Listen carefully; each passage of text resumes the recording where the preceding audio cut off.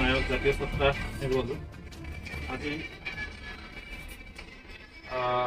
আজি তেওঁক ঠিক শ্ৰদ্ধাঞ্জলি দিবলৈ আমি একত্ৰিত হৈছোঁ। আমি ছানৰাইজ স্কুলত গোটেইখিনি শিক্ষক ষ্টুডেণ্ট যিখিনি আছিলে, নাজানো আমি কিমানখিনি পাৰিছোঁ, তথাপিও আমি চেষ্টা কৰিছোঁ যে অলপ শ্ৰদ্ধাঞ্জলি আমি জ্ঞাপন কৰিব পাৰোঁ। তেওঁৰ বিষয়ে মোক ক'বলৈ মানে একো নাই, কিন্তু ভাষা নাই মানে ক'বলৈ, কিন্তু চবেই জানে তেওঁ কিমান কি কৰি থৈ গৈছে আমাৰ কাৰণে। অকল 90 দশক বুলিয়ে নহয়, 90 দশকত আমি জন্ম 90 দশকৰ আমি গান মানে পঢ়া শুনা কৰাৰ সময়ৰ পৰা ধৰি স্কুলীয়া লাইফ শেষ কৰাৰ পৰা ধৰি কলেজীয়া লাইফ শেষ কৰালৈকে আমি ৰাতিপুৱা খোৱা বোৱা উঠাৰ পৰা ধৰি আবেলি সময়লৈকে যিকোনো সময়তে আমি তেওঁৰ গান শুনিয়ে ডাঙৰ হ'লোঁ।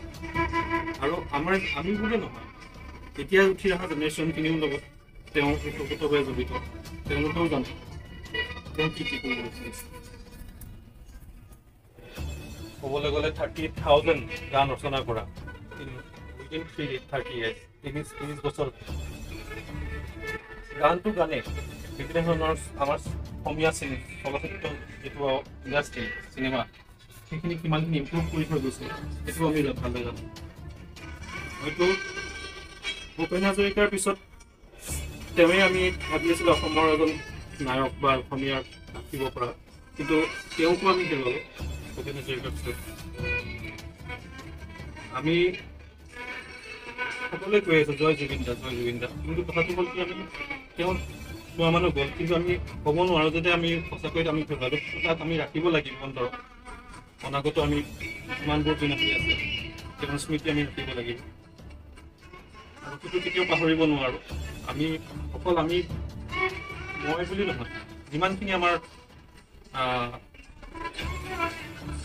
যিমানখিনি আমি হেৰি আছোঁ মানে অকল 90 দশক বুলি নহয়, এতিয়া যিমানখিনি আছে সকলোৰে প্ৰাণৰ প্ৰাণ আছিলে, মানে হাৰ্ট ক'বলৈ চাৰিটি কৰিছে অসমৰ বুলি নহয় ভাৰতৰ ভিতৰত। আৰু এটা আপোনালোকেও গম পাইছে এতিয়া 4th পজিশ্যন পাইছে, মানে যিটো আমাৰ লাভ ৰাইট বুলি কয় মানুহৰ জীৱনৰ মানে মৃত্যুৰ প্ৰথম লাষ্ট হেৰিটো যিখিনি মানুহে তেওঁক দিলে মানে তেওঁৰ লগত আগবাঢ়ি গ'ল। আমি হিচাপত ক'বলৈ গ'লে আমি ক'ব নাপায়, কিন্তু 10-15 লাখৰ ওপৰত হ'ব। কিন্তু আপোনাৰ আমি যিটো ৰেকৰ্ড পাইছোঁ সেইটো 4 নম্বৰ স্থানত আছে বিশ্বৰ ভিতৰত।